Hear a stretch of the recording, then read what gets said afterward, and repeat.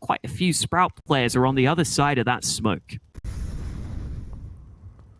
45 seconds, and they just need that one pop entry. Could definitely be Emmy here at the catwalk. Inside of the smoke, he's going to be going down, and that's got to be the signal to go for it. 30 seconds on the clock. They can't really spend that much time waiting. Madden's got into the middle, but...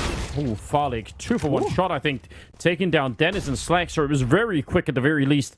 Steeko's down here with the AWP. It is still a 2-on-2. 19 seconds on the clock, and even flashed. That landed in his eyes, and he still just saw the shoulder of Cressy and was able to get it. A fake plant for Speedy. Oh, no! It looked like he should have won that. That was such a cool move, and he was a bullet away from victory.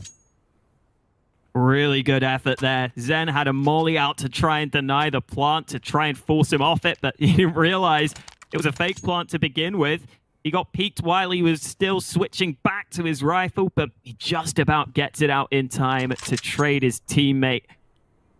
Another round for FPX. Still only 3 on the board for them, but we're seeing some early timeouts taken by Sprout here. This is their second timeout used now. They clearly want to make sure they have a one-sided T half. Unfortunately for them, though, this is where their money starts to become a problem. They've got a decision to make ahead of this round. And I don't know about you, Anders, but I think I'd prefer them to go for more of a half buy here. I don't think you can justify the full investment.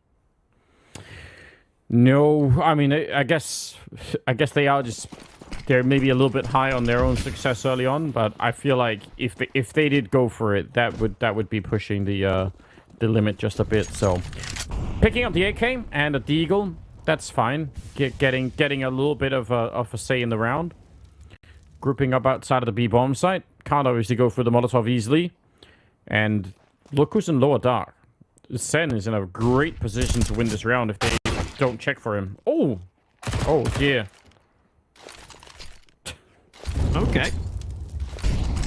How much more can Zen get out of this position? Flash comes in. Another kill for Zen. Spread away with that MP9, but hey, he's got away with the man advantage. Not for any longer, though. The Glock takes him down. It's turned into a 2v2 in what has been a very scrappy round, and the B bomb site's been lost. Yeah, and that probably is the big deal right now. Dennis looking to take the fight. I don't know if they realize that Emmy is that close, so they have to be really careful. That smoke here, if they could get past and get the bomb down, that would be big, but Madden coming in with a kill, and the MP9 just not exactly favored at that range. So, I mean, a lot of credit, obviously, to Sen for even giving them a bit of a chance in that round, because I think if he hadn't been there, they would have lost the B-bomb site player, and it would have been Sprout just walking right in there. So that was great. But also, Madden coming up with a pretty good triple in that one. So, FPX, it's been 3 in a row. I mean, they're really fighting hard to turn this around. And they're getting that slowly but surely. Even if some of them have been hard fought, here comes the long stack for FPX. They haven't had too much success at holding that position in prior rounds, but this time the CTs are able to get a foothold on long early, and that definitely switches the way you can play the CT side. Now that you've got that long control, they don't have to fight for short as aggressively. They could probably play a bit more passively on A. It just gives you a few more options now that you have that long control locked in. Yeah, for the first time in the whole half, isn't it? It seems like FPX has never really been having much to say over at long, so that is interesting. Farlig, he's going to see Speedy for all of a second, enough to take him down to 23 with a shot through the mid doors. All right, Sprout. Do they have more tricks up their sleeve now that they've diverted away from that A type hit? Let's see if they have anything else to show us here.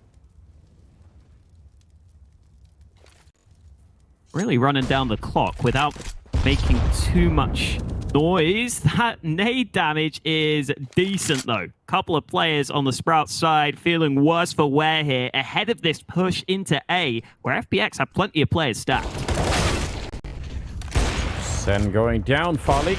He's committed to the fight. He's going to get 2, and he nearly had time for that third one. You could feel it coming, but he's going to get shot down. Slacks with an excellent shot going over the smoke to take down Emmy. That was not necessarily an easy shot to hit, Madden is here. Speedy is very low on health from earlier.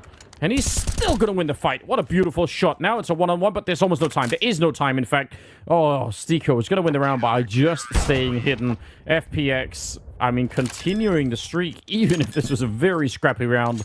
It's 4 in a row. Just having the reinforcements on long this round, having the reinforcements on that A site is enough for FPX. They had 3 players properly committed to A, and then Madden was really close by in CT, so he could come help out too. And especially with the low time that Sprout had, it made the push even more difficult for them. Let's see if Sprout can go back to that long control that was so effective previously, though. That AWP of Slacks tried to establish some control, but some good counter utility forces him away instantly. Finally, FPX are starting to lock that position down early. I mean, the money is really questionable with Sprout. If they lose this round, again, the round loss bonus will help them out a little bit. A bomb plant would help them out a massive amount. But the same is kind of true for FPX, I mean, in terms of the money. So I feel like whatever team wins this is likely to maybe even get 2. And I feel like if FPX make this 8-7, that's going to be a very weird feeling for Sprout. Because it could have been so much more, couldn't it? Yeah, definitely. A lot of success early for Sprout, but FPX showing that they will be competitive here on Dust 2. Flash through the mid doors, a second one to follow. Madden forced off the angle briefly. There are still smokes at the ready. Yeah, definite B-split coming up. With just Dennis playing in upper dark, so he's going to have to wait for the rest of them to clear some sort of path. They are getting flashed in the middle and slowed down, and that was the bomb dropped on the ground with 30 seconds, so they can't really call this off. They have to sort of keep going, but it's so obvious what is coming that FPX are well aware, and they're getting all of the right fights at the moment. What a great defense here. Tackling that that mid to B split really, really well. It's another round for FPX, and no bomb plant, and that is actually super important. If they'd got the bomb plant here, Sprout would have been such a different round coming up. Instead, they will have some limitations ahead of the last round of the half. And a really impressive bounce back from FPX. 8-1 down, turned to 8-6. A good chance for them to make it 7 at the half, which is a good CT side, in all honesty. You're really happy with that here on Dust 2. If you can get that 7th round win, Sticker's got off to a good start in this one. Dennis going back to the long fights, only able to get 1 this time, and Emmy coming through with some impact kills on that long hold. Yeah, what a wild performance from Emmy. He's actually top of the scoreboard for FPX right now. Speedy in the middle to take down Farley, but they definitely picked up Emmy for the IGL stuff and for the experience and everything else, but it's really cool to see a veteran player have such a crisp way of playing. And he did in the last game too. I've got to say, Emmy was definitely hitting some good shots, so that's a pleasant surprise. Pushing out of long is actually Emmy, speak of the devil, and Sen is holding down at long itself, so they've boxed Sprout in, and they're probably about to find that out in a big way.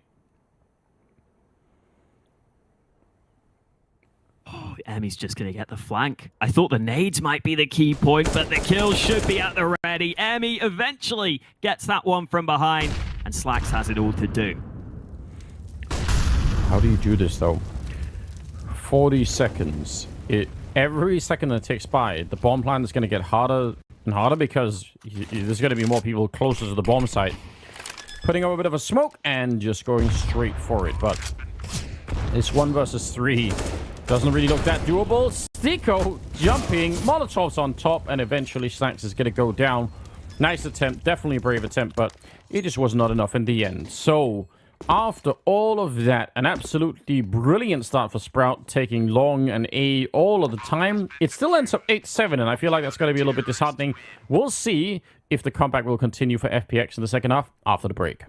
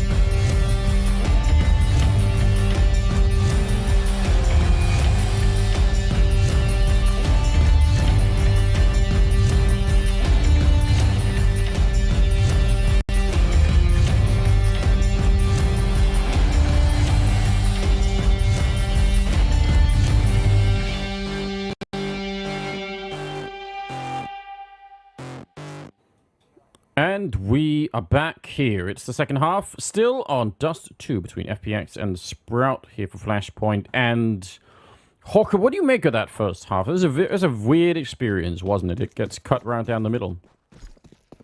Yeah, it was a really strange one, just seeing those A plays work out so often, and then out of nowhere, FPX just seemed to turn it around entirely. It's hard to know what to take away from it. I guess the one positive is we now know that the FPX players are starting to show up, especially really cool to see Emmy topping the charts for the team, and hopefully that can continue on their T side.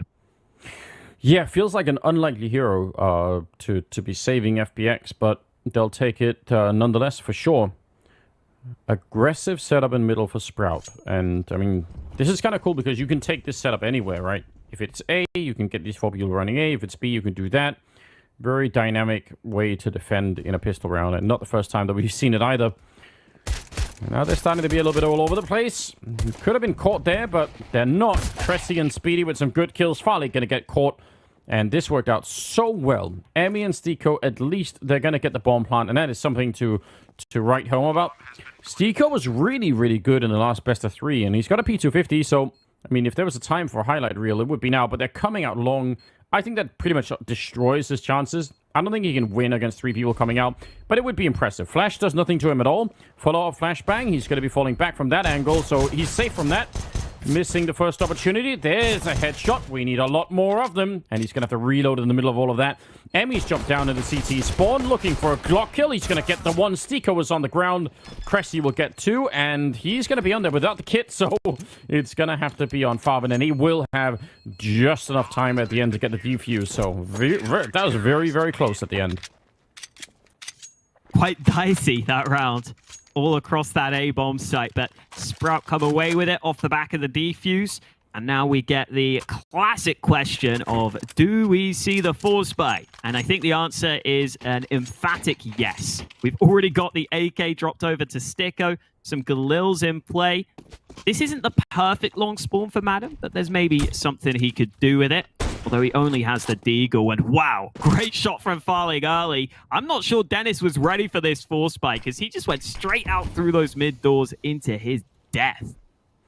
It's just too tempting, isn't it, when you get that bomb plant to go for the force up. People just, they can't resist, and maybe for good reason. 9-7 here, though. Sprout winning the pistol. But is it going to be quite enough to slow down FPX? They really discovered themselves at the end of that first half. They're set up for a pretty good attack here from Catwalk onto the bomb site. That's going to be hard to stop.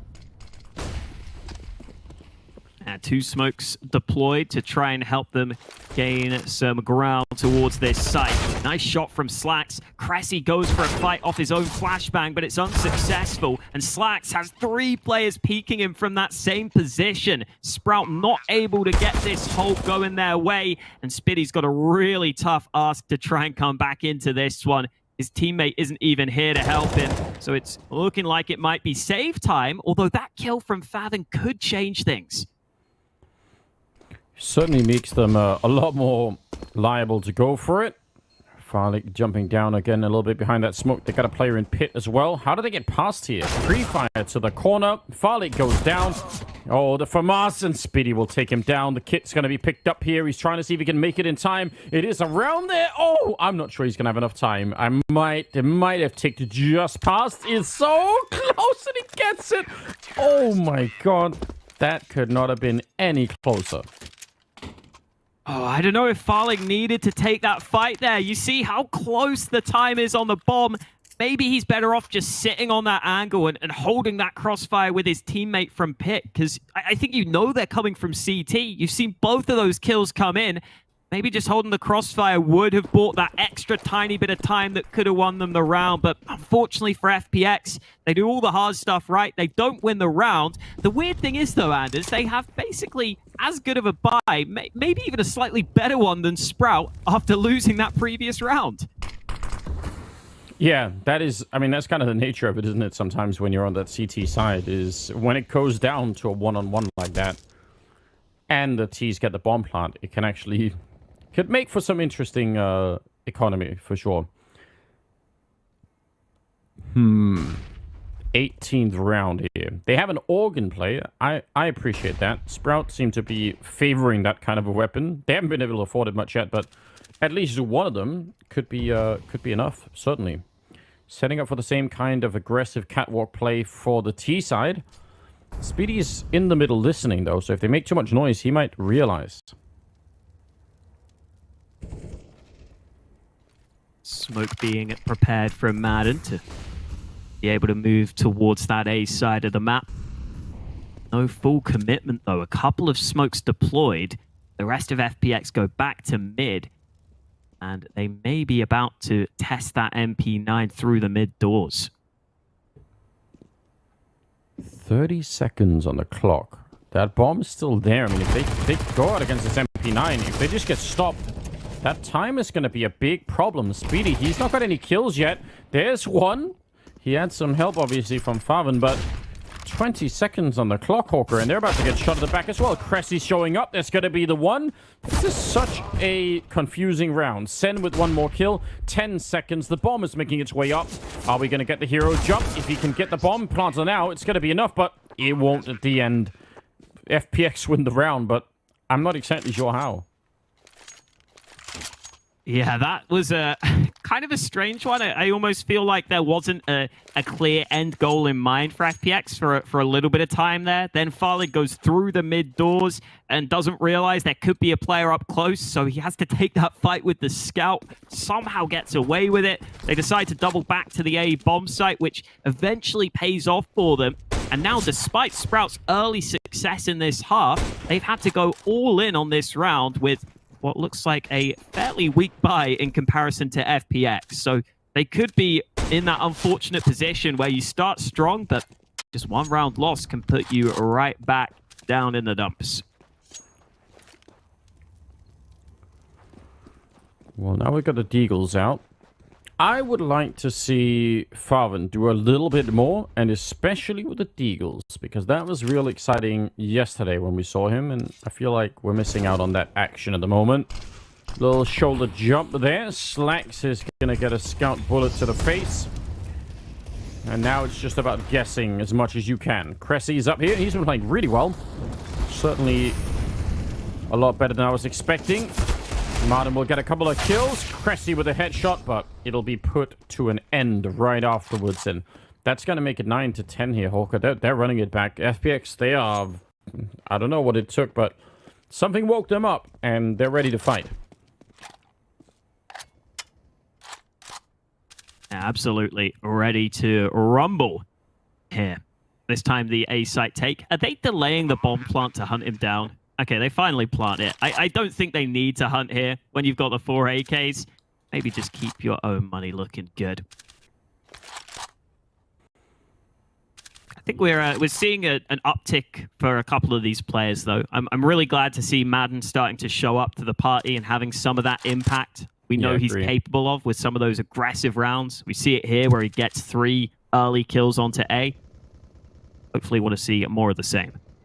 Yeah, because he should be the tip of the spear, shouldn't he, for this particular team? Although it is kind of, I mean, whenever we talk about this, like teams that have maybe only one player that's like a real superstar, it always is cool to watch, but it's also a huge weakness in many ways. And I don't know if FPX has to be that team, but I would say it's probably better for them in the long term if they actually have a little bit more variety, if they have some other players that can step it up. And Farley is definitely one of them for me. I just guess maybe I was underestimating Emmy a little bit, but he's certainly shown up here. Stiko, I think, is another one that we saw him play really well. Not so much in this match so far, but that can obviously change. But I think he's got some cool mechanics, Stiko, all on his own, so I won't rule him out either. Out long they go, and it seems like Sprout not going to stick around too much longer. They want to get rid of that.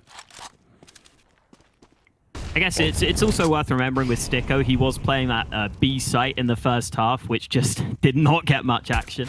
True. That might be part of it. Very true. Oh, Speedy trying to see if he could find someone through there. Farman is here with the scout. But mostly, this just all feels like wishful thinking at this point in time. That the Eagles still trying to have a bit of a say here. But the bomb is going to be planted, and it will be 10-10. Tied up after such an amazing run from Sprout. And FPX, they are just right back in the game and looking really good. I don't even know what to do. Looking super solid here at the start of their T side. And for Sprout, this money situation still hasn't been solved for them. Has to be another half buy here. I think at this point, just make sure you get as much as you can into the next round, because as much as you would like to do damage, I think you know at this point that FPX have built up a pretty good economy, so it's unlikely you're going to be able to break it all that quickly, and I think you'd rather just focus on having as much as possible into that gun round. So not much of an investment from Sprout, just a few pistols bought into this one, and they try to stack A long early, but FPX have dodged that stack to begin. This must just be such a confusing experience for Sprout. I'm still struggling to really understand how they can look so solid over on the A side. It's not even really clear to me that FPX did anything in particular to try and counter the A play. It just felt like FPX decided to sort of try other things, which is what we wanted, because obviously that, you know, that's part of the strategy, is eventually you go somewhere else. But once they started doing that, it really felt like things started to fall apart a little bit, and they haven't recovered since. So very strange indeed. Dennis, oh, this is beautiful. Good couple of kills. Cressy almost following it up. If he'd had that kill, maybe this would have been one of the shocking rounds, but now it's on Speedy, and he's going to get shot from long. Stiko coming in with a nice kill, and that will be FPX in the lead for the first time in this game, 11-10. Really good showing so far on their T side, but here come the double AWPs out from Sprout. Favin and Slacks, two players we pointed out in the pregame as potential carries for this team, have been the two players that have been struggling so far for this Sprout squad. So this could be the moment where all of that changes if those AWPs can have the impact that Sprout are hoping they can. 22nd round, and the wild ride just doesn't really stop for Sprout. It seems like I think they'd love to get off it at this point in time. They are back to the double AWP and the two orgs. That was what did it for them yesterday, so I guess why not? Favin coming up with a kill. Farlick goes down. The scopes, they really are doing it for Sprout, aren't they? It's everything they've dreamed of. Yeah, they finally got those scopes, and they are delighted to get those early kills. Felt like a somewhat strange push from FPX, where they just trickle out into that B site, and maybe they weren't ready for the AWP on the other side. They didn't seem ready for that AWP either. Solid shot from Slacks on the hold, and Dennis comes in for the final cleanup. A convincing round for Sprout, and that gives them a bit of comfort, a bit of money in the bank, and an ability to start to get the ball rolling on this CT half. Something had to give eventually, and you know, it feels like it's meant to be at one point, but I'm not sure that they can be too relieved just yet. Farlick, I'm still shocked that they're running past middle like that without any smokes. It feels like risking a lot at the moment. But Sprout, they must build on this, and Slacks at least giving them the first step in the right direction here in taking down Madden. That's a good news. That's a good piece of news there. 4-on-5, and FPX still with a lot of time to decide where they want to go from here. Saw that AWP of Slacks earlier. Will they be ready for him to be on an advanced angle, though? Not an especially common position that he's playing right now. It's one where you want to try and see if you can peek into them, but the shot is unsuccessful. Instead, he'll try and dump some nades. Speedy in a dangerous position. They lined up for him, and the bomb is on the ground, and all of the dreams of FPX wiped out in this round. Yeah, that was... I don't know. Maybe that was doable, but Speedy just was in a win-all position there, unless he got flashed really badly. But even then, I mean, just holding down Mouse 1 probably would have had at least a kill anyway. So 12-11. Sprout, after taking a bit of a vacation, losing 4 rounds in a row, they're back again, winning 2 of their own, and no bomb plant either for FPX. They're gonna have to go on Tech-9s. What year is this? Yeah, maybe it's a Tech-9 rush B. That's looking pretty likely right now. Okay, they're going into lower tunnels, so not the straight-up B-sided rush. There was a molly deployed by Dennis, which probably denied that from happening. Feels so baited. Tech-9's B. That's a classic. I guess they're going to try and make the most of these extra nades they have. Maybe even use a couple of nades over on A, because they have got short control. Don't know if they're going to draw out much of a rotation, though, at this point. I assume we'll see the 2 CTs stick to B. It'd be kind of cool if they set up... I mean, it looks like a split at the moment. It'd be kind of cool if they set up, like, so you can throw smoke that's, like, right at the lip of the bomb side, like on the CT side of the entrance into B. And you can... If you're willing to risk it, you could try and put almost the entire team inside of that smoke and then flash your way out and just jump out and run in every direction. It's obviously risky for a number of reasons, but when you have this kind of weaponry, it kind of almost makes a little bit of sense. The CTs have put down a smoke. I want one that's like a little bit further towards the CT side than that, but there's another one. 40 seconds. Are they going to go for it? There's the flash, at least trying to think about it. Coming out middle as well, but that is getting shut down, and Dennis is so on point. He's ready for every single fight. Farvan is going to be getting that kill against Farlig as well. It's a nice enough idea, but man, Dennis spinning around all over the place and getting those kills. It's quite hard to get those flashes over the top to be all that effective on the B site, which is a shame for FPX there, because they throw some flashes over and you don't really see them come to too much. You kind of get to see the CTs really obscured by that. They're able to hold it down. But here comes the buy for FPX, and a pretty important one. We're getting to the late stages of Dust 2.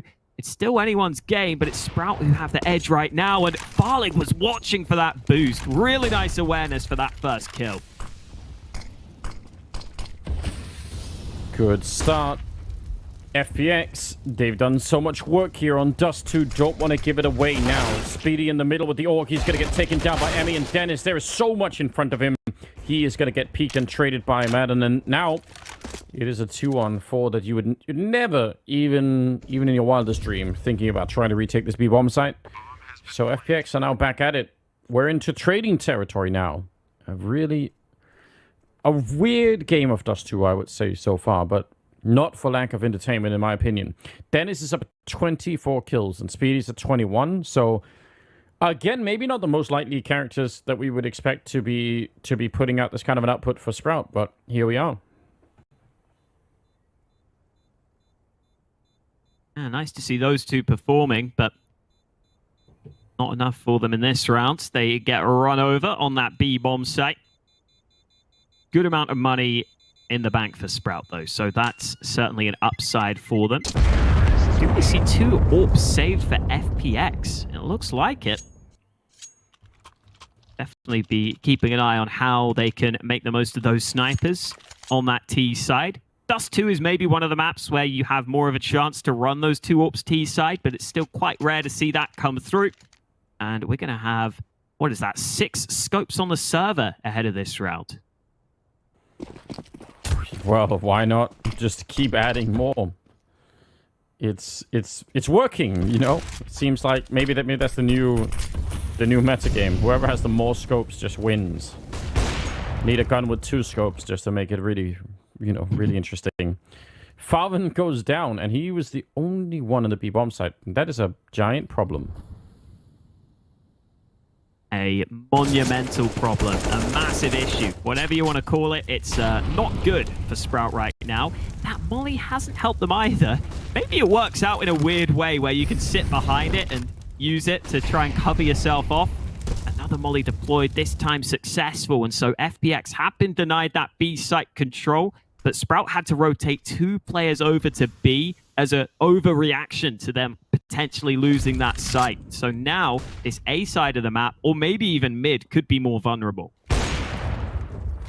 Slacks with a chance. Molotov goes off. They are standing in it. Oh, and he gets the shot on Emmy. He's playing this so well. He's slowed them down. He's got the kill. And back in a 4-on-4 with 45 seconds. Cressy, he's up here just waiting for them. One good flash against them, and it could be the end.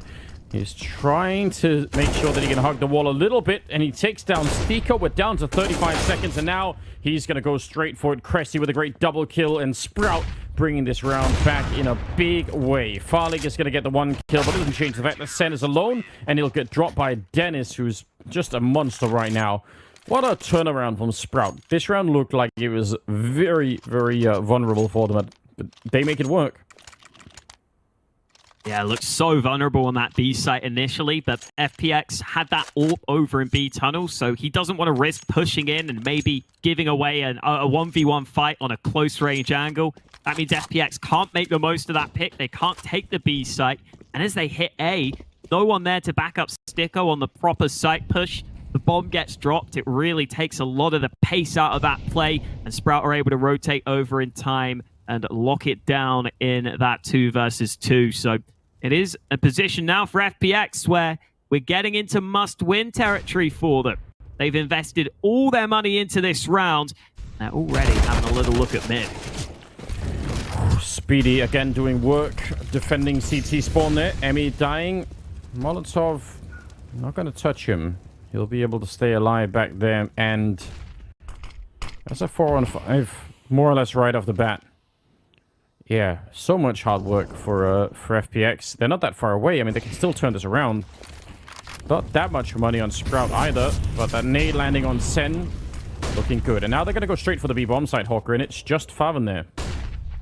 Time for the AWP to make its presence known on this B site. He's got the first, and the flash helps for the second. Sticko trying to close the distance.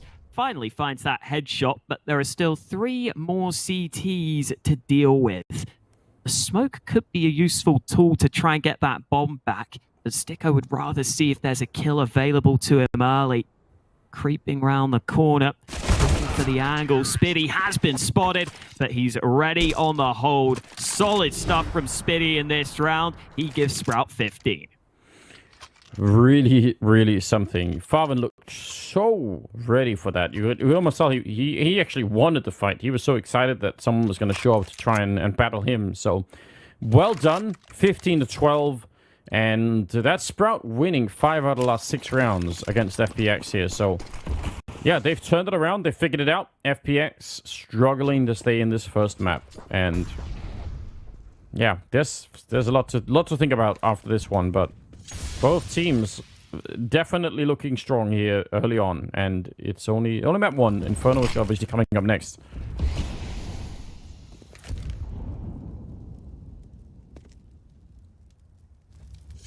Definitely got a fun best of 3 ahead of us based on what we're seeing so far. Slacks playing up on top of the car. Decided to have a look towards the long doors, and that could leave the door open for an FPX play into this A site. These smokes should help them close the distance, and as soon as Slacks hears them, he'll try and look back to this position. They have got almost nothing to work with here, FPX. They really need to start this round with a bit of just a strong kill. Get the headshot on Slacks down here if at all you can. Getting the bomb plant down is normally that's a bit of a victory in itself. I feel like Sprout are already playing this as a retake, so that's not where the real challenge lies. It's in holding on to the bomb site after the fact. And there are so many nades on the Sprout side. They definitely have a protocol for dealing with this. Sen is trying to see if he can go down and flank them, and that could be interesting. Dennis almost able to do it. There's Madden with a bit of a return. Speedy gets 1 on Sen, and now it's just 2 people left, and they just don't have the space for it. It's going to be the bomb inside of the fire, no less, but it doesn't matter. They're going to be on it, and it will be 16-12. Sprout taking the first map in, I mean, definitely a bit of a messy fashion, but ultimately they look like a strong team here today on map number 1. Hawker, that's an interesting dust too. Yeah, definitely. I guess that last round shows that getting the bomb planted sometimes, like, it's not even half the battle to get that bomb plant. You got to know how to play that post plant, and it is pretty easy to retake that A site sometimes when you've got those nades. So good stuff from Sprout. a really strong start, and even if it took them a little longer than they might have wanted, they do close out that first map. Yes, indeed. And obviously that just brings us on to the second one, which will be on Inferno, and it will be coming up after the break. And we'll get Alan back in here and talk about the first one as well. So stay tuned, and we'll return.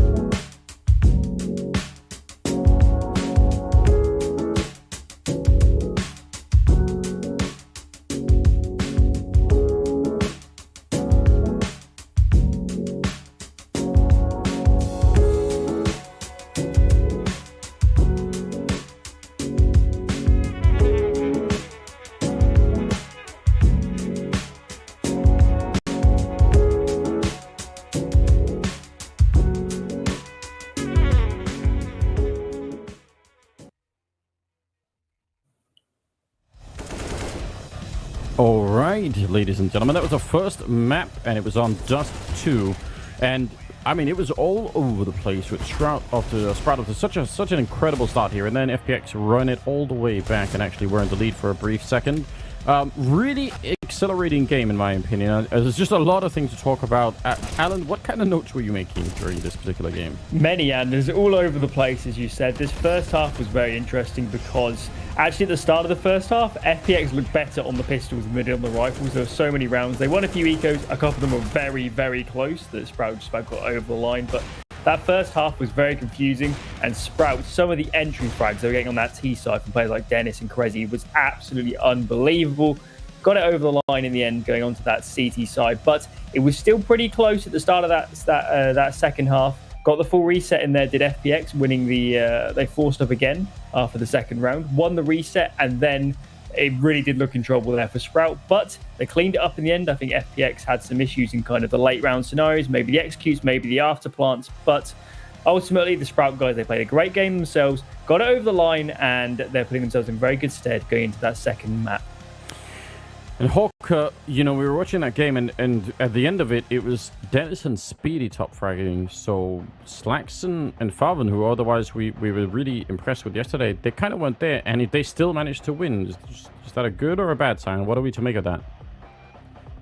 Yeah, I think a pretty good sign. I think pretty impressive all round that they can have those experienced players come through. I think in general, Dennis does occasionally have some games like this where I feel like we get to see some really solid showings from him individually. So I'm glad we got that in at least one of the maps here in this sort of 9th to 12th tournament, because I think he's definitely capable of doing that sometimes. And Spinny was the real surprise for me. I don't really see him having these big games all that often, but he definitely had a big influence on this round and on this game in general. And I don't know, now heading into the next map, I guess I'm not sure who I'm looking at heading into Inferno on who's going to be leading the way. Well, I mean, maybe we could throw that over to Alan for just a second. I mean, like, for a minute, it actually looked like FPX were not even going to show up. But once they did, they looked really comfortable. And you almost think if they could have broken that streak slightly earlier, maybe this would have been their map to take anyway. But coming into Inferno, what do you think about that? Yeah, well, I think you have to say in that first map, Sprout did win both pistols, and it went 16-12. So that was really, if they get a pistol each, we're probably looking at overtime or maybe just about an FPX win. So that was about as close as it can get, in, to be honest, that game, in terms of at least the gun rounds themselves. So going into Inferno, I'm still sticking with my guns in the sense that I do think FPX are the stronger Inferno team. I think they're just have more class in general on the map. Sprout, they had a good performance yesterday versus Anonymo, but I just think FPX, when we get to kind of the high pressure rounds, we get to the difficult situations, I think they are a more well-rounded team, even despite potentially some issues on Dust 2. But hopefully they can clean it up and we can see more of what at least the FPX we saw yesterday that just smashed complexity. Hopefully we can see a bit more of that FPX in the second game. Yeah, I think we would all love to see a little bit more of that kind of a thing, and maybe get Madden into play a little bit earlier. It was really cool that he got there at the end, but yeah, you'd want to see him strong start on that second map as well for him. And speaking of which, that second map is going to be coming up in not too long, so we don't want to wait too much longer either. We'll go to a break and then we'll be back with map number 2, so stay tuned.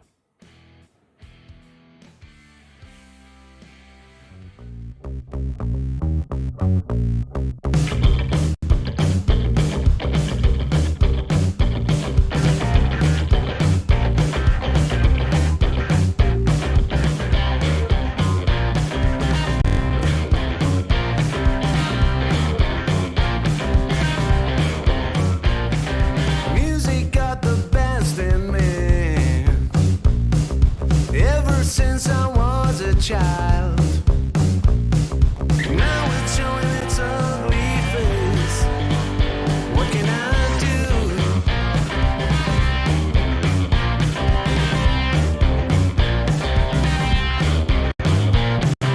Music creeps into my dreams, wakes me into sweaty sheets, abandons me when nights died out. What can I do? What can I do?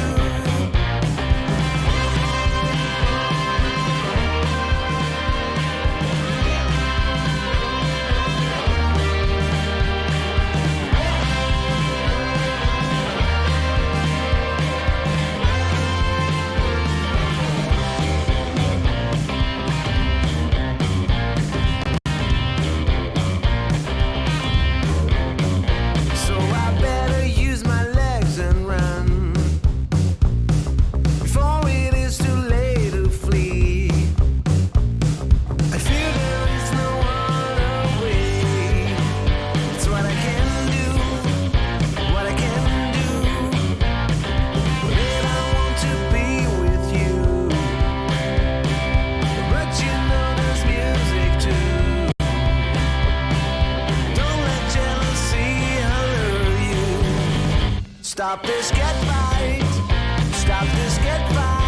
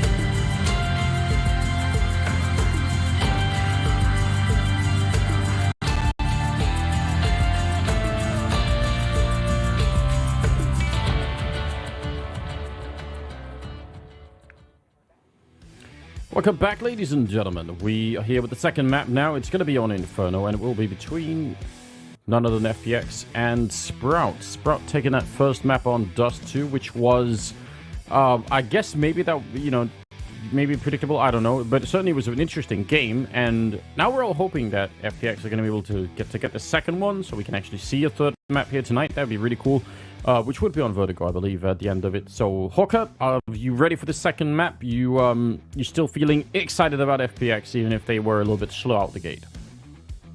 I think so. I do believe that on Inferno, they should be able to come through and show us the sort of success we were expecting to see from them, and well, in general, the sort of success they had against Complexity in that prior game yesterday, because that was a pretty one-sided 16-6 win in their favor. And generally, even when they're losing Inferno against top teams, they're getting double-digit rounds. They're making it competitive. So I would expect this to be a map that FPX come through and do really well on. And as for Sprout, I don't know. That game against Anonymous, very, very close towards the end there. We've seen today Anonymous not be able to do too well against Complexity, although Complexity did look much better. So I do think that it should just be FPX taking us to a third map. But maybe if we see some of those other players show up for Sprout alongside Spitty and Dennis, that could actually give them that firepower edge that they might need. Yeah, that's a scary thought, isn't it? If some of the other stars beside the two of them there really start to have an output, I don't know if FPX can handle that. It is somewhat unlikely. I mean, even in teams when you have 5 superstars, they're not all going to be playing their A game on any given day. So, you might have 5 superstars, but realistically, it's hard to get even 3 out of 5 to be performing really well within a game. But someone also has to set up, the other people usually. So it's not that easy. But I agree. I mean, they have some players in there. You saw a little bit of it at the end with the way that Falcon was playing over at the B-bomb site, just how crisp he can be.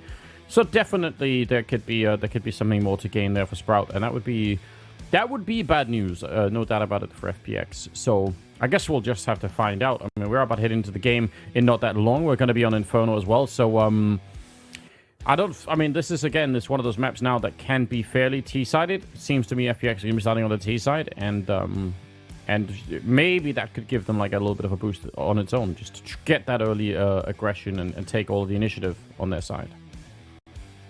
I hope so. I hope we get to see Madden coming through on this map. I think I would like to see the bounce back map for him here on Inferno. I think I've seen him have some really good games on this one where he has had that success with his aggression. So let's see if he can have that similar success here today. We're getting into Inferno, and FPX will be starting on that T side, picking up one set of utility. Same could be said for Sprout, though. No kit for them. Dennis wants the full set of nades at his disposal. Well, Cressy made a jump through middle. He saw a couple of people. He just checked second mid and saw nobody. That's so much information from just taking a run throughout the map. And it looks like they're just going to continue with the speed, though. Farben shows up. Incredible shot to take him down there at the archway. They're trying to see if they can run him down, and they'll actually be successful. Slacks goes down to the bomb site, and just like that, they've lost 2 players with Cressy. The initial information play, now he's back to try and see if he can take someone down. Didn't quite get the shot, and it's a 3-on-4 in the after plant, and that's a really good look for FPX. Oh, that nade's so close to the kill. Sticko down to 8 health. Very, very low. One shot would do it. Cressy himself is extremely low on health, and Sticko's going to be able to find him into the 2v2. Farley gets away with that kill from the site, and he turns it into a quick fire double. He was pretty low on health himself, but he hits the shots quickly enough, and FPX's quick A play pays off for them. Yeah, potentially could have been a very questionable round there, but they followed through, and that's something I sometimes try and talk a little bit about. If you wait around and you try and execute what you think is the best possible plan, but you do it with a lot of sort of second guessing, and you're like, maybe, I don't know, let's think about it again. Sometimes just picking, even the third best plan in the list, but really going all the way in on it and just following through can actually be better, I think. So that's sometimes nice to see a team just say, all right, you know what, even if we ran into that headshot over at Arch, and even if we've been maybe even seen running up middle, We're just going to go for it anyway and just really follow through. And I like that kind of thing. Good shot on Emmy, obviously. Going down right off the bat. That was Dennis. One of the stars there, or Dust 2. Trying to see if he can do a little bit more here. Speedy. Oh, he's got a grenade out. It does land in the middle, but not too much effect. Utility being deployed by Sprout to slow FPX down slightly. Flash into top mid. Another smoke deployed on long. Really wanting to slow down this push that could have potentially come in towards A, but FPX don't want to be slowed down. They're going to flash straight through. Speedy's here. That Deaglock close. He could have done so much more damage. It looked like one of those bullets should have hit the second target as well. 35 seconds, and they've switched this into a bit of a hit on the B bomb site. Dennis with a chance at least, but it's still a 2-on-3, and hiding inside of the smoke was Farvan. He takes down Farleague. Now it's a 1 versus 3, and Stico, he's not feeling comfortable at all. He does turn it around, but he's running out of time here. The bomb is on the other side. He's got 17 seconds to try and go for this, and now Cressy's shown up to try and help out. This is looking really grim for Stico at the moment. He's going to have to go lightning fast here.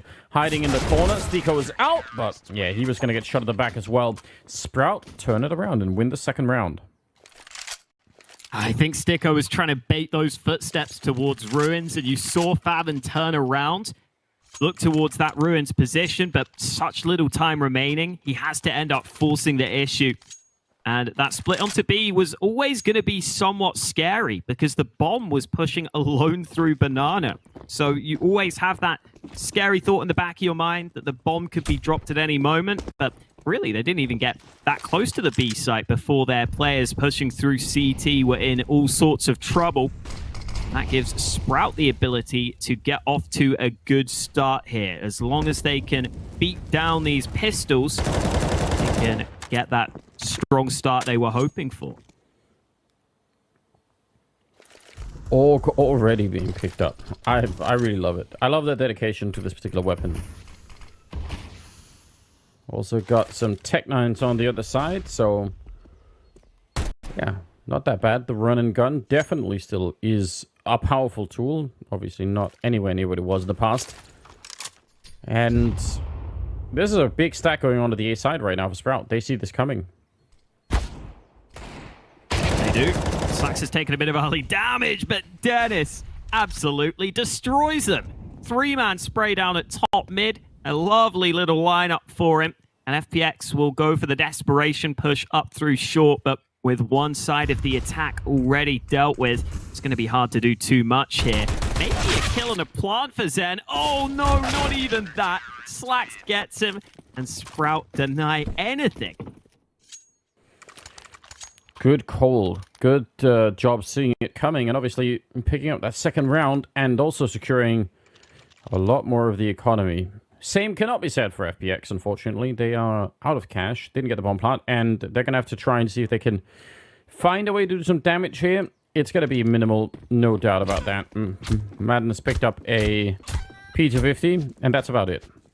New chickens. Do you enjoy those new chickens, Hawker, on the map? Yeah, I guess so. Why? Oh, hello. Yeah, why not? Might as well have some new chickens in there. I haven't noticed any issues with them. Like, I was wondering if maybe they'd look even more like a player model, but I don't think it's been that big of a problem. All right. Well, I guess we'll have to see. I don't know what kind of problems could result from that kind of a thing. I feel like they're just chickens, aren't they? I mean, sometimes they'll go walking up to that door or whatever, and you can't open it, or just all sorts of weird stuff could go on. That is true. That's amazing. What if they made it so that like chickens could accidentally step on the bomb and like get the code right or something? Chicken confused. Imagine that. Oh god. But then maybe at that point you actually try and get the chickens to follow you around. Then maybe they would actually be useful. Like the chicken diffuses for you, and you just defend the chicken. Not a bad idea. Maybe we should be writing Valve some of these great suggestions. Yeah, I hope you're hearing this, Valve. Get on that. 3-1 is the scoreline. 5th round is coming up. Slacks with a bit of a peek down the middle. Not seeing anyone, but I always like seeing Orbers doing that. It just feels so bold when people go and take that kind of a peek. Also, yeah, Emmy's setting up for a pop flash for Farleague and maybe even Madden to try and come through. He's thinking about it. Farleague's going to go without it, actually, and he gets shot down in a big way. Battle of the Orpers, or I suppose battle of the Orp versus the secondary Orp almost of Favin, goes the way of Sprout this time. He's actually given that Orp over to Dennis on the B site now after he got some early damage dealt to him. FPX leaving their options open here. They put a couple of smokes into that A bomb site, but that was just to keep the players in that A side of the map. And they only have one smoke now for this B play to work, but that kill's huge. That could help them get onto this site. Nice entry. Dennis is going to get shut down as well. That was the first kill of the map here for Madden as well. And so what? You know, you get one of those good entries. That could easily be enough, and hopefully it will be here. FPX definitely need it. Stico and Emmy left in the afterplant. 2 versus 3. There is no Molotov or anything on Sprout's side, so they're going to have a hard time digging out Stico from back here, and they're also not that high on time. They do need to be quick about this, or they're simply going to lose to the bomb going up. Emmy waiting, expecting a boost of some kind. That's not coming in. Instead, they're going through construction, but they are so slow. Smoke is up on top of the bomb. He's running straight for the defuse, and I'm not sure if they realize Emmy, he's got no idea. He's inside, and Sprout are going to win it. Oh, wow. They just never even realized, and Emmy, he got a quad kill in that round, I think, and it still is not enough. Really crisp shots, too, onto those players that were running at him. But I guess he just lost track of the sound and all of the chaos and all of the madness. He didn't realize they were on that bomb. Some really nice shots throughout that entire round from FPX to get them into that position in the first place. Then Emmy lands those shots to try and help them win it, but the nice shots weren't enough. Sprout play the objective, win that round for themselves, and they stick with that double up setup ahead of this next one. They've still got to deal with a buy from FPX, though, after that bomb plant. Really, I mean, that's a heartbreaking way to lose a round after that much work and bringing it back in a really unfavorable position, and then they still manage to somehow let it go.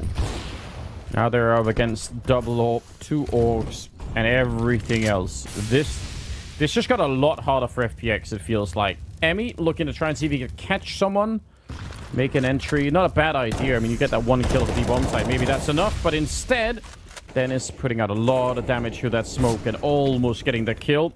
Favin and S at it again. They're really getting shut down, Hawker, in a painful way at the moment. I think you can see they are aware of that. They're going to try and turn around, but no nades as they move towards this A side of the map. That could be the biggest issue for them here. Literally just relying on landing some shots, and the rotate of Slacks is going to arrive just before the push. Never mind, he's dead. Nice try. Oh, man. 4 on 3. 20 seconds. Cressy's there, taking down Stico. Nice shot from Sen. That's really impressive. 15 seconds on the clock, but they just can't get rid of Cressy in here. Emmy's running out of time, and backup is going to be coming in. Cressy smartly playing for time. He's going to get the final headshot as well, but even if he didn't, just the fact that he's, you know, circling around for another couple of seconds, it makes a big difference. That is well played, and Sprout is up 5-1. He was just being so annoying there, wasn't he? Maybe you get to see a bit of him. Maybe you see his shoulder briefly, but not long enough to actually pull the trigger and get the kill. That's exactly what you got to do there. And he ends up getting, well, the kill, and he even knifes a chicken. Very excited about that last round, I guess. Yeah, celebrating. Why not? I feel like they are justified at this point in time. They should feel good about what they're doing. 5-1. Oh, there's a little bit of a flash setup by Dennis himself. Deep nade actually does a lot of damage. They are right on the corner, and this could be interesting. AWP here is going to be forced back. Dennis, they're actually going to come running for it, taking down Speedy in the process. This is a really dangerous round all of a sudden for Sprout. Alone on the bomb site is Dennis, and he's going to get knocked out, and that's hard to explain. They actually had almost 3 people at that B bomb site, and they were not able to put up any kind of a defense. Yeah, that was rough for Sprout. I guess initially their idea was to try to aggress on towards Banana, but once that plan was foiled by FPX, it was quite hard for them to play it passively on the site. They don't really get a good chance to work together in quite a few of those fights. You can kind of see it in the deaths on the map even. You've got the player dying more towards the site, and that one man sort of deep in ruins, and then that one man dying towards CT. So it's quite hard to sort of establish good crossfires from some of those spots. And unfortunately for them, FPX just outgunned them with the weaker weapons. That could be a really important swing round here, with Sprout's economy starting to be pushed to the edge ahead of this next round. It's a weird round to lose. I mean, we've already seen what happens when you let a team like FPX back into the game. I mean, things can really get out of control. So a little bit shocking that they managed to give up on that round. It only leaves it in a 5-2 at the scoreline here. It's not the end of the world, but the money certainly, as you said, under pressure for Sprout now. If they lose this next round, FPX are going to be right back in the game, maybe earlier than they otherwise needed to from Sprout's point of view. They get some top banana control. They seem to have done that a lot, FPX. It seems like Sprout don't really mind giving them that. Let's see if it's going to be a mistake. Setting up some deep smokes here, but they haven't committed to it yet. They're about to, though. The bomb is being brought in. Molotovs are raining in. They just need a good flashbang. They're not getting one. And Farman able to pick up that kill. He saw that coming, and they're still going for it. But now it's been slowed down a lot. Yeah, it looked like they weren't ready for Faven to beat that molly onto Ruins, so the flash wasn't designed to get that kill on towards him. And, well, now they feel like the pace of their attack has maybe been taken away from them. That was the advantage they were relying upon, because now they don't have many nades left. They've got to hope they can land some shots, but we've seen them do it before. He's got the right angle there, taking down Emmy. Dennis at the back, he couldn't do much. That's the AUG, stolen by Stiko, and he's going to get the kill on Faven as well. Wow, using their own super weapon against them. Now it's a 3-on-3. The bomb is going to be going down. Slack sneaking in. He almost had it, but the flick is going to be nice and quick, taking down Stiko. That is not bad at all. And as a result, it's going to be a 2-on-3. Farlig is out here. He's got an orb of his own. We've talked a lot about him, but he's going to get completely outdueled. And now Sen, oh, they line up, and he's going to get one more headshot. 1 versus 3 to get the round for FPX. It's hard to predict what's happening in these rounds. Anything can happen at any given point. Oh, it's such a shame for Sprout at the end there, because you see the call is probably just, all right, we're in a 3v1. Let's just all stay close together, swing him as a team, and we should be able to have one of us get that kill. But the first 2 players line up in an awkward way where the spray can kind of kill both of them at the same time. It's hard to know exactly how to get that spacing going sometimes, but that's a brutal round loss for Sprout, who now have to go down to a low buy, all because of that round loss. It could have been a situation where they start to take over. Instead, it goes against them, and I don't even know if we'll see any investment into this round. Man, really, the sort of the momentum for either team, same was true on Dust 2, the first map, really swinging quite a bit back and forth, and it's certainly making it a very interesting best of 3 so far. Farven seems to be back, and Slacks is doing, and those are some of the players that we're sort of counting on. Dennis is still playing well, so they have 3 out of 5 really doing a good job at the moment. That seems like the right recipe. FPX on the other side, a little bit slow at the gate again, but I mean, I'm seeing Stiko getting in there. Certainly seeing Sen also putting out a little bit. So yeah, they have some stuff to work with, and they found an empty bomb site. Always a good idea if you can manage it. And Stiko's having a good game without even playing in the apartments, Anders. That's crazy. Yeah. Haven't even seen that yet. Oh, you're right. His special position that he actually did do a remarkable job at on both sides of the map last time around. So, yeah, just maybe get him back there. They have really not been focusing that much on it, have they? It's been a lot of it has been towards Banana and just trying to take some of those fights towards the B-bomb site. Yeah, I think it definitely shows if you've watched both of these games from, yesterday and today, it shows, I think, how much maybe the prep or the specific opponent can make a difference, because it's been a pretty different game plan here for the FPX side. This is one of those rare rounds where no one dies. Everyone happy to live to fight another day.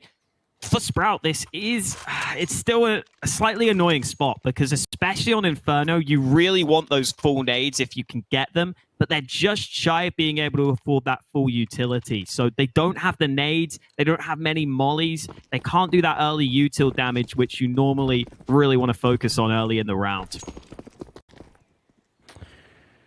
Yeah, I can't remember when last time I saw a round where no one died. I mean, I'm sure they've happened before, but when I've been casting it, I just wasn't expecting it. 10th round is coming up, though, and we do have a double setup over at B. FPX is saying, well, this B push has worked so often, let's just do it again. They do smoke them off. I'm just jumping in. It's at least a 2-for-2 trade, thanks to Farman picking up those two, and Speedy, that's a nice kill there. Farlig is almost getting taken down through the smoke. What a chaotic round. Well, this time, Sprout's passive play on B is solid enough for them to get themselves into a good post-plant position. They still have flashes, they still have smokes, and a kit at the ready for this retake. Emmy up on the coffins. Not a bad shot there. Farlig, he's very exposed from CT spawn, and he's going to be going down to Speedy, actually, instead. Tapping the bomb a single time, but not committing to the defuse. He's waiting. Emmy has to go for it, and he wins the fight as well. Triple kill for Emmy. Still having a really, really good performance in this best of 3. And that's going to be tying up the scoreline. It's 4 in a row for FPX. They're right back in the mix once again. Maybe FPX have seen in some earlier games that Sprout aren't that willing to fully contest or fight for that banana control, because they really are just getting that every round and oftentimes quickly turning it into a B-sided play. I feel like other Inferno teams would have definitely had some 3B stacks with some big nades on banana earlier, but Sprout have really not gone for that too much throughout this game so far. So definitely could be an opponent-dependent thing, but whatever it is, it's been working for FPX so far. Round number 11. Stico gets a bullet to the face. He's down and out, but they don't have really almost anything to work with. It does give them an AK-47 on the Sprout sound. I feel like Hawker at this point, it would only be fitting if Sprout somehow won this round. Like, it would fit with the level of madness that this best of 3 has brought us so far. Oh, maybe they will, because they've got some aggression into second mid. So they're stacking this B site because of Spiddy's push all the way into the back lines. And if FPX continue to take more time, that flank could actually come through and have a huge influence on the outcome of this round. 45 seconds. A little bit of a stack. I mean, that boost up and then the flank, you're right. It could have a big impact. It's about to. Timing is everything. Speedy is there. And the headshot on Farlig just as they were about to execute. That is the perfect timing. Farvan and Dennis combined for a couple of kills. And Sen left wondering what is going on in the middle of Banana. What a... Again... I feel like this is a perfect round for this kind of a map, or this kind of a best of 3 that we've seen. Sen is still gunning for it. He can make the bomb site, but unfortunately, I think Favn is going to be there as well to try and stop him. And yeah, that might just be too much to handle. He's going to make the run past, and he's going to be just chased down shortly. He gets the bomb plant, and that is still kind of good news. But Sprout win a round that they should not have been winning. Just completely collapses for FPX. That timing on the kill from Spiddy was almost perfect too, because sure, he's not able to get any extra kills on that flank, but he gets a kill just as they're starting to push onto the B bomb site. So I'm sure the comms for FPX just went crazy in that split second. They probably said, oh no, they're behind us. Do we keep pushing? Do we go back? We don't really know. And then you're in a spot where it just gets so chaotic that you can't fully focus on exactly the calls. You can't maybe know exactly where those players are. So unfortunate for FPX, they weren't able to spot out that aggression, and they're made to pay for it. Sprout back into the lead for the time being. Yeah, it's very, very tricky when you get interrupted inside of an execute like that, especially when you've already put out the grenades. I think it's one thing if you're just setting up and then you have to stop the setup and, you know, take care of something else. But once you've already thrown the nades, you feel like you have to go, but you also have to stop because you have to worry about, you know, what is going on with the back of the lineup. Oh, Dennis not even aware. And that could be dangerous. Faven gets back around the corner, so still a 4-on-4, but that looked like Dennis had no idea they were going to be up that close. And this was a round where Sprout switched it up and went for those 3 players towards B. So maybe they were just hoping they could get that early control, and Dennis just didn't realize that that was a possibility. Either way, Sprout now stay with 2 players on either bomb site. And FPX are going to try and make the most of that. Moving into top mid as we speak. It's very common for CTs to give up that top mid control once they go down to a 4v4. So FPX are trying to make sure they continue to pressure across the map. And from Sprout's perspective, I think they've got no clue what's coming at them here. They have really no info to work with. No, they don't. And that's been true for a lot of these B hits that FPX have just been enjoying. This time, the boost is a little bit different. Faven gonna get that kill. He comes down through the smoke. That's a mental play. Speedy with the trusted Orc. He's only gonna get the 1 kill. He almost bought enough time. About 6 seconds on the clock when the bomb finally goes down, but a couple of seconds more, and this could have been really interesting. Now, it's Cressy getting down by Stiko, and it's going to be Slacks 1 versus 2, and Sen is playing a position that's really hard to clear. And if you come through like this, I mean, you're probably going to lose to the AK-47 anyway. Slacks is thinking about it, though. He does have a kit picked up, but he's running out of time really swiftly. I don't know if Sen saw the barrel there. He might have. Ooh! All right, he found the 1 and got traded. I don't know, but I'm wondering, Faven, when he jumped down, did you think he was going to come through the smoke? That really surprised me. Yeah, I wonder if he was trying to coordinate it with Spitty, because Spitty was himself through the smoke, so maybe they were just hoping that they could fight together. But yeah, it's a tough call to make. You know, little time left on the clock. Maybe you're just trying to be as disruptive as possible, but definitely a ballsy call, and unfortunately one that didn't pay off this time. Well, it's tied up once again. Nice attempt from Slacks. They still... Oh, wait a minute. I said they had 2 AWPs. One of them is dead. They are... I mean, it's kind of surprising they can still put together any kind of a buy here, Sprout. But they are able to. FPX have them right at the edge of the real economic breakdown. Sten is flashed in by Spitty, and that is such a powerful play. Wonderful stuff. Leaving Sen alone in a 1 versus 3, and Sprout should not be losing this round.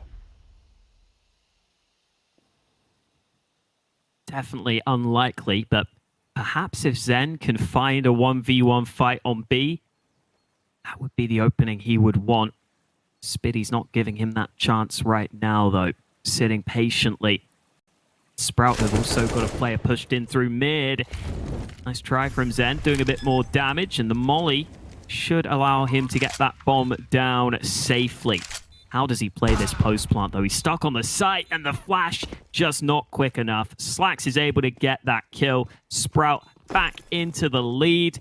And I'm actually loving the metagame now that's evolving around that smoke that we were talking about on Banana Randers. That's that smoke again, which has the little gap in it on the right side. So FPX are watching for that gap, and then Dennis just gets flashed through the left side of the smoke, which they weren't ready for, which is a really cool way of doing it. Yeah, and this is happening almost in real time, you know, like from day to day, people are finding out ways to try and deal with that kind of a thing. So it is interesting to see, you're right.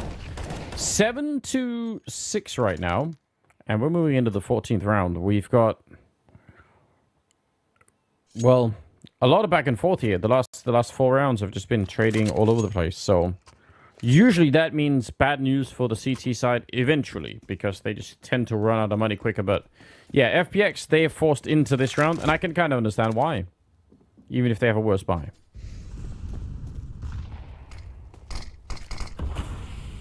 Really has been a scrappy half of Counter-Strike, I think, between both of these teams. So I don't blame FPX for going for it. I think they know that they can definitely win these rounds. They've done it before, but this time Sprout have been able to control Banana, something they've rarely got so far throughout this game. That's going to give them the ability to have even more prepared. Oh no, they're pushing through the Banana smoke. Oh, Dennis is doing it again. He's behind them. Gonna get that kill, no problem. Oh, and they just get funneled into the A-bomb side. Speedy jumping backwards and still getting the kill on Stika. What a ridiculous scene. They don't lose a single player here. And there is no bomb plant either for FPX, which that would have been at least like a, you know, a nice little prize to get. Not able to. Sprout might finish this 9-6, which I actually think is a really good scoreline for the CT side. I think that's pretty respectable. I think they'll be very happy with that at the half.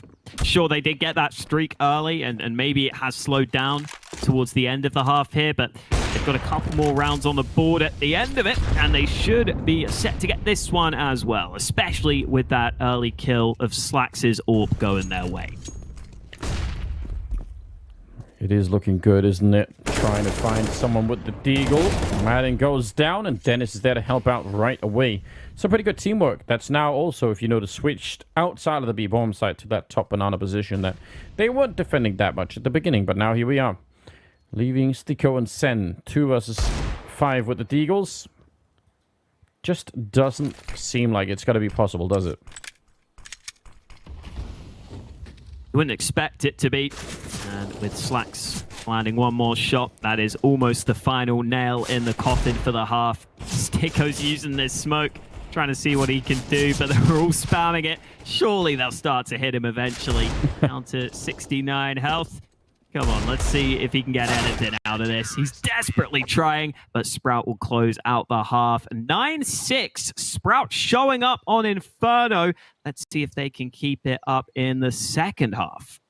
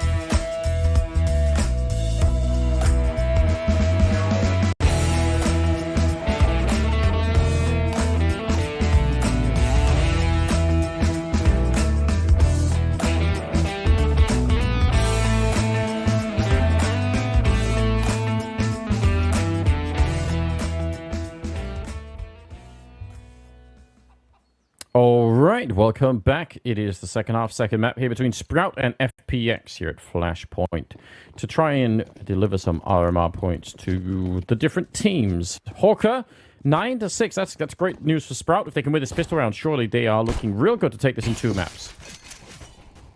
Yeah, you would think so. Inferno these days, definitely very capable for teams on the T side. So with Sprout already having the lead, pistol round here could put them in great shape.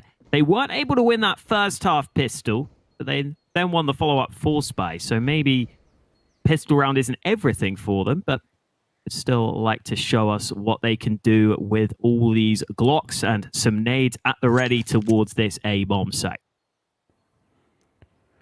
Yeah, they got the right idea.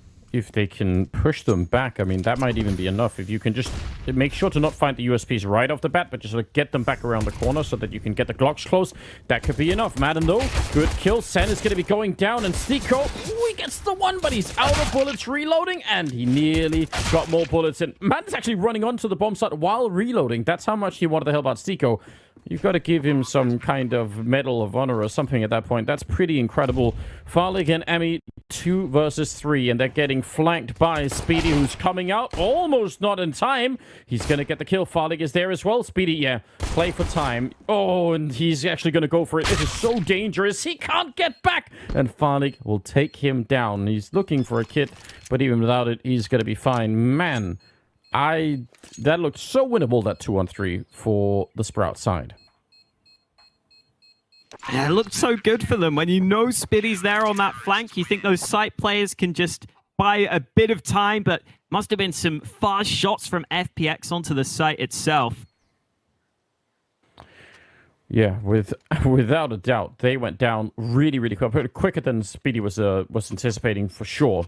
He thought that there was a little bit more time there, but he could sort of play, and that's fair enough, you know, because obviously if he goes too soon and one of them is looking and take him down, that's also not that helpful.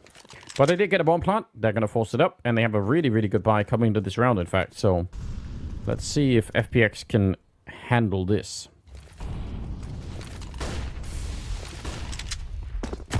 Flashes and nades. Emmy looking for a fight on Banana, even jumping up with the MP9, and he just got a double kill. They lined up for him with that MP9. Looking good for FPX to hold on to this one. All 3 kills going their way extremely early on. All right. Well, much better than you would have expected looking at the weapons. But I feel like nothing so far in this best of 3 has been like what we expect. I feel like half these round talkers start out, you know, where it feels like it's very predictable, but then it just completely switches at the end. Very strange. It has been a weird game in that sense. Smoke deployed. Quite a shallow smoke there. Yeah. The FPX guys. If there was a flash for Sprout, I'd be very tempted to flash through it. But I guess they only have the AKs to work with. Yeah, you're right. That would have been setting them up kind of nicely. 30 seconds on the clock. I mean, they still have the AKs. And if nothing else, doing the damage here would certainly still be really valuable. Stico's shown up. Crab walking into that spray. And a good double kill for him. They don't lose a single player. They get to upgrade into 2 AKs on top of it. What a round out of FPX. Really nicely done. And now this is looking like a pretty competitive map, as was the first one. You can see at the top of your screen there, in case you missed it, Sprout took us to 16-12. This map looking almost certain to be one where both teams get double digits on the board. FPX should be about to get their 9th round win right now. Not all that much of an investment, but those nades have done a decent job. Unfortunately for them, though, Madden was saved by the molly and the nade damage. Oh, Sprout really feeling the pain now. Yeah, they are. About to be tied up and not getting a single kill in this round either. So the comeback is definitely on here. I mean, I know they won the pistol and they sort of followed up by that, but still, just the fact that they get to keep this economy going for such a long time early on is really incredible news. Sprout not going for anything other than AKs. So let's see what they bring to this round. I think they don't want to give the momentum back to FPX either. They need to stop it right now. 4B stack early for FPX in this one. Really hoping they can take away that banana side of the map early. And it's up to Farlig to make sure he can lock down A. That early kill will help, but he's going to have to buy more time for that rotate. He's going to let them out into top mid, which I think is the right decision. And FPX will get back to that A site in time. Oh, this is pretty quick. Faven is really close with that AK. They are running right in. Stico defensively, amazing kills coming out. 2 headshots. And I don't know, it might be too late. Cressy doing a good job there, but that needed to be the opening and not the end of the round. That is... I actually think they saw a really good opening there, Sprout, in terms of how close they were to the A-bomb site. They just weren't expecting that 3-man setup that deep into it. Yeah, it's a bit of a shame for them that that setup comes in just before they're about to push. It's a really strong crossfire on the site, especially with Stico being the first point of contact with the AK, and then the MP9 just lying in wait to peek out at the right time. Can't really just hold, assuming it's the crossfire. You have to try and force the trade onto Stico. That is allowing FPX to get themselves back into the lead. 10-9 in their favor.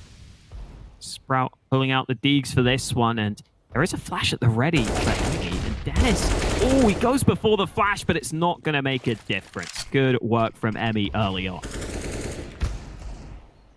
Yeah, he's showing up pretty much round after round. Those 2 kills put him at 15, which is, well, top of the board for his own team at the moment. Oh, that flash is going to chase him down. Madden's going to be there, and that is... I mean, that's a really, really good teamwork between the two of them. The flash setup, but then also covering each other as they're trying to fall back. You have to appreciate that. FPX at 11-9, winning the first 5 rounds in the second half in a row, not even allowing Sprout onto the board yet. Definitely time for Sprout to show us what they're made of here on this T side of Inferno. A lot of money been built up by FPX at this point. Want to start to put a dent into that and start to win some rounds. Otherwise, this could get out of hand very quickly. Farlig seeing what he can do early, but no one there to meet him on that peek into second mid. Both A players taking a bit of early information, making sure they aren't susceptible to the fast play. Both teams are also contesting for banana right now, so a lot of map control being fought for early.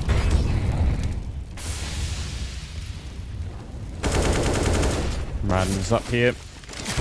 Big opportunity. The grenade is still out, and I can't believe they didn't get any of those kills. At least it looked like maybe the nade could have taken someone with him there, but an opening for Sprout now. Gotta be careful. Wait for the smokes. Don't cross without. It's never really a good idea. Oh. Team flash, I think, at the moment in time. But yeah, 5 versus 3. Retaking the B bomb site. I don't like anything about that from FPX. I'd rather not throw away these rifles. Even with Zen getting that kill through the smoke, I think you can see they realize that best approach may just be to hold on to these guns. Cressy is caught off guard on that flank towards top mid. And with FPX having a big bank balance built up, maybe they are considering just trying to keep the Sprout economy low. Maybe they are seeing if they can get some exit kills at the end here. You know that Sprout either have to exit through CT or banana, so you can certainly take the fights if you want to. And Zen is watching that cross. I mean, fair enough. I think you could justify doing that. You're right. With the money in the bank, just try and make this maximally expensive for them. Sprout are going to get that 10th round, and they can't really, they can't really do more damage here. So, I mean, that is a good round out of Sprout. I'm not sure they are always going to win that fight if you replay it the way that it was played out there. But this time they did, and that was all they really needed. So maybe there is something they can go back and revisit once again a little bit later on if they feel like that kind of a banana take worked out for them. But it's only one little dot in the top there, right? After losing 5, so not that much data to go off of. Oh, Spitty really fast up Banana, and he gets 2 kills for it. FPX trying to fight for top Banana control. Only one man they had to deal with, but that one man was Spitty, and he was on a mission, apparently. It looked like the flashes were decent there, but Spitty maybe just so close that he can get the kills. And from this position, Sprout should be confident that they can win this round almost every time. Yeah, I agree. It did look like he was going to get really flashed, and especially with they're coming through the smoke like that, it could just be hard to, even if you're about to get your vision back, really tricky to figure out what's going on. It's a 2-on-3, actually, and Farlik managing to get that kill does change quite a few things. They still have time heavily on their side. But Sen is walking back to middle. I don't know if he gets the right... He's not going to have anyone to flash him in or anything, but right peek here, he's going to get the one double spray down, and that is amazing, and he knows to fall back. He knows to keep this 2-on-1. FPX turning it around. It's like we've been saying all along, none of these rounds actually play out the way that maybe you would expect. Speedy's picked up the bomb, and he's going to try and clutch this to try and get the ace, in fact. Yeah, poor Spitty, man. He did so much for his team, but he's having to do it all for them. Plant position close to long. Zen's having to go through the smoke, and oh no, Spitty turns his back just as Zen comes through. It was a big risk taken by Zen there. It maybe could have been a fake plant even, but he takes that risk and it pays off for him. FPX turn it round, and I should never have said it, Anders. I said Sprout should win this round almost every time, and then of course they don't. Yeah, it had to backfire. I would be so angry if I was Spitty. He turned. Like, I can't even believe. I think if he just had, I don't know, a slightly wider monitor or something, he would have seen it coming out of the smoke. That was down to just a couple of frames, and he would have been fine. Unbelievable. It is 12-10, and FPX turned that round in their favor. Now, it was pretty costly, and Sprout can still buy, but man, this is way out of control. Nice nade. That is dead on. Slack's down to 44 health on the AWP, holding that mid position. That's actually quite a nice upside of that deeper smoke. I think it's a bit easier to sort of figure out the trajectory of those nades and throw them straight down mid. You get a bit of a better picture as to where to throw that HE, and definitely help them there. But they got that control on Banana. Always helpful. Shot through the wall. Nades on top. Oh, that is devastating. And now Molotovs. It keeps getting worse. They can't do anything. That's a long sequence of just bad news being reported there. Out from Banana. My God. I think Sprout have decided Banana is not a fun place to be in. They'd rather have their luck turned in their favor over on the A side of things. Not much information gathered early from FPX right now. Cressy can just walk up into this position. Oh, a little bit of a trade at the very least. Getting the kill on one of them. Stiko inside of the bomb site. They still got a pretty good crossfire set up between them. And they're so proactive. You see, Sen isn't just going to be falling back into the pit, leaving Stiko on his own. As soon as he realizes, he's like, no. I'm going to come back and take this fight with you. Great defense, 13-10. They've only dropped one round in the second half. FPX are on a massive comeback right now. Really well done. Such a nice angle from Stiko on the site too. I like the way he played that up on the box. He's using the pillar to defend him initially, so they can't see him on the initial push. And it's just a slightly unexpected angle. And as soon as he gets the first kill, he can just wide swing on those following players. Here comes a quicker play from Sprout. Pistol straight up to B. Not having much luck with that either. And Sen walking up behind them. Going to be... Oh, dear. Oh. It's always the kills that are just, you know, the easiest, the most readily available. Somehow backfires. It really is opposite day today, isn't it? Here on Inferno. I know. I feel like Alan is going to be pulling out his hair at this point in time. There's so many rounds where, you know, they don't play out anything like you would have expected. It's 3-on-4. They have about a minute, so I don't mind if Sprout call this a little bit of a slowdown. See if FPX are gonna make a mistake. They could. There could have been a peak somewhere. Doesn't look like that's gonna happen at the moment, but you're not gonna find your enemy making a mistake unless you actually give them some space to make one. Oh, Cressy just blown up. Didn't even see anyone. Nice shot from Madden. Quick on the kill. And this round does eventually go the way you would expect it to. FPX up to 14. I was saying earlier, it's almost certain we get double digits for both teams here on this map. Well, Sprout have barely reached that point, and ever since they did, they haven't had too much success here. Only one round for them on their T side of Inferno. They would have been hoping for way more than that. But it's starting to get to a point where it's not looking too good for them. They've really got to win this one. Well, it's looking good for us in terms of getting Vertigo into play. Just 2 more rounds for FPX, and they'll send us flying into that third and deciding map. Sprout, I mean, nothing's working. Getting blown up. Farven back there, he was happy to sit, thought that wall was going to give him a lot of cover, and it just absolutely didn't do that. They are as good as they were looking on the CT side. It is almost the opposite here on the T side. And certainly FPX just proving a lot right now. At least Dennis has got a kill back over towards B. Oh, and Farlig goes through the smoke into his death. Now there's only one man here, and Emmy's going to be burned into the open. Lots of damage done, but he still gets away with the initial kill. And the follow-up from Sprout wasn't that quick, but that's because they're going to go back to A. Cressy gets the all-important kill, and that should give them the go-ahead to get that A-bomb site. Ooh, Stiko showing up before the bomb is even attempted right now, looking for the fights all over the place. He's almost getting the headshot. He's just so fired up, and he's going to finally go down to the middle of Slack, so for all of the trickery and all the weirdness so far, it looks like Sprout somehow find a way to win this round. Slacks with a double here, and Cressy helping out. Emmy just doesn't really have the health for it.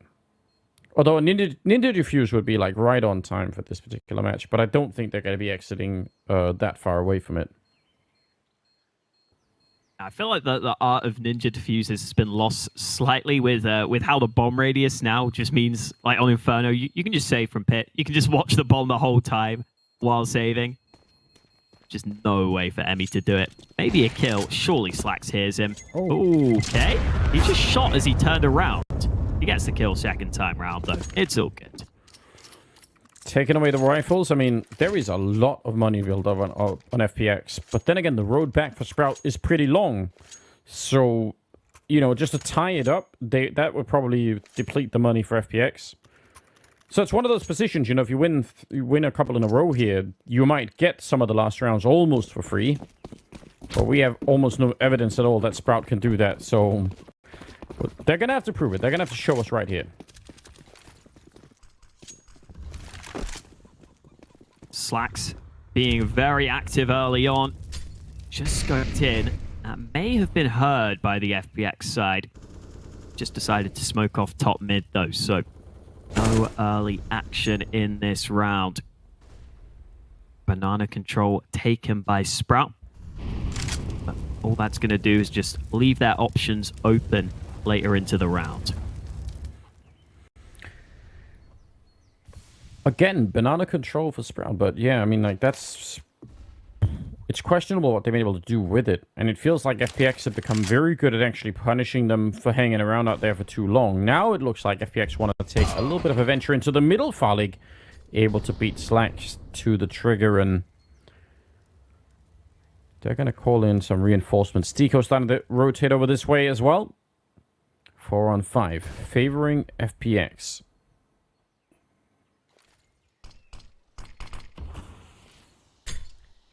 Decent timing on that smoke. They actually have a good bit of utility remaining here. And FPX just started peeking down mid. So they could have a good idea it's the B play, but Sprout are pretty quick here. Emmy not able to get the initial kill. It's Madden who has to hold, but Favin's even cutting off the rotate, and they should now have the chance to ice isolate Madden. Back of the site. He's got to try and survive for as long as possible. In comes a flash to help him. 2 Sprout players blinded. The flash comes through again. And Madden able to get 2 kills. Farlig comes in to help. And those flashes made a massive difference in that round. That is, you know, you could write that down on a piece of paper as like a good idea. Like, wouldn't it be cool if you were hiding behind the U-box and we could throw in some flashbangs as they were trying to come get you? And say, yeah, but in reality, that's almost never works out that way. They're never really flashed in the way that you want them to be, except this time they definitely were. What? That is so beautiful. What a fantastic round. 15-11. You rarely get to see something that clean. Yeah, it's always nice. If they actually know you're at triple box, you can kind of just wing those flashes towards that roof. And if they're looking towards you at triple box, it's just going to be a flash that lands above you, and you can actually just tuck in there like you see Madden doing. Like, he's never going to be blinded by that. And oftentimes the opponents might be if they are looking your way. And this is one of those scenarios where the timing on it was just great. Speaking of, timing of that nade was great too. It really was. That's the experience of Sprout a lot of the time here. They are all grouped up, but they're going to get flashed in on again. There's the Molotov. The flash is not that far away, but they peeked the corner beforehand, so it doesn't come out. Slack's even blind. It's going to be going down. Now it's on Madden to try and see if he could do just a little bit more. 2 men down right now. FPX. Bomb goes down for Sprout. They're holding on and trying to fight for that overtime. They do. They're a little bit low on health, but they can defend this. That Molotov, ooh, that's going to slow them down. Forever, basically. Yeah, they're out of that. Realizing that there's just no way in for them with the utility that Sprout are using, with the crossfires that Sprout have on the site. Even though Sprout are taking that nade damage on Banana, hanging around at top Banana quite a lot. Doesn't matter this time. They're able to run it in to the B-bomb site. And, okay. Cressy decided he wanted to go back to try and get a kill. Not going to happen for him, but Sprout up to 12 rounds as we get later and later into this game. 15-12. I mean, it would be fitting if they could find a way back here, if there was a way to get the last 3 rounds. I feel like that's the that's following the insanity arc of this particular game, so why not? But there's no doubt it has not been easy at the moment for them at all. 28th round. The money is still there for FPX. And even after this round, it's going to be there. It's just a struggle the whole way through. Faven thinking about it. He's right on the edge. Needs a flashbang to come through. That's an HE. Where's the grenade to follow it up? He's just waiting inside right now. Taking a bit of damage already. And that smoke is going to be fading. He should have a 1-second advantage to at least get the kill. That's not bad. That's still worth it. Yeah, still pretty solid, but maybe FPX have a good read on this one. They're rotating over to A just as the push is being prepared by Sprout. Oh, God. Okay. Dennis just had no one there to help him. No, he really didn't. 2 for 1 trade so far. Speedy turning his back. Stiko hiding inside. Speedy still able to get the kill somehow. Again, those smoke plays are really dangerous, but players are getting better and better at counting them all the time. So back into a 3-on-3, and they've called a real slowdown here, Sprout. Yeah. Wait for it. Yeah, I love that. It's just so hard for FPX right now. You can kind of see Farlig wants information. You really want it at this point, but Sprout are going to make their move. Okay, Sen is down. Farlig. I mean, what is he going to do? Slacks with some good flashbangs on top of it. But that was always going to be real tricky. Bomb is going to be planted. Madden's shown up. He's been playing pretty well, but so is everyone else on the FPX side. I mean, they're almost all tied for score, which is kind of ridiculous, actually, given how deep in we are. It's one of those scenarios, I think, where if you get find a free kill for whatever reason somewhere along the way here, you could justify trying to go for the 1-1-2, maybe really hit a bit of a home run, but without it, yeah, you're not going to have much of a shot here. Slacks, oh wow, taking a bit of damage, but he's going to get the AWP and just make a run for it. So it'll be 15-13. Oh, we might actually get caught. He sees it coming though. Still going to go down, but that was heads up nonetheless for Madden. Unfortunately, can't influence the outcome of the round this time. And we were talking about that money for FPX. It was looking great. Everyone was up to 5 digits, above $10,000. Now we're actually in a spot where if they were to lose this one, heading into the last round of regulation, they would be in trouble. So this is probably FPX's best chance to close it out in regulation. They've lost the last couple of rounds. Let's see if the double AWPs can come through for them this time to try and take us to Vertigo. Yeah, they're just a round away all of the time. Sprout have found a tiny bit of extra energy towards the end here. That energy, though, will be multiplied a bit if they win this next round. Because then FPX, I mean, they're going to have the round loss bonus at least. But they're not going to have a great amount of money. So there's a weird world in which if Sprout can just win this one round, then they at least have a slightly easier time. Maybe they don't have to get completely naded on Banana once again. Man, it's in the cards. It can happen, but one mistake and it's done.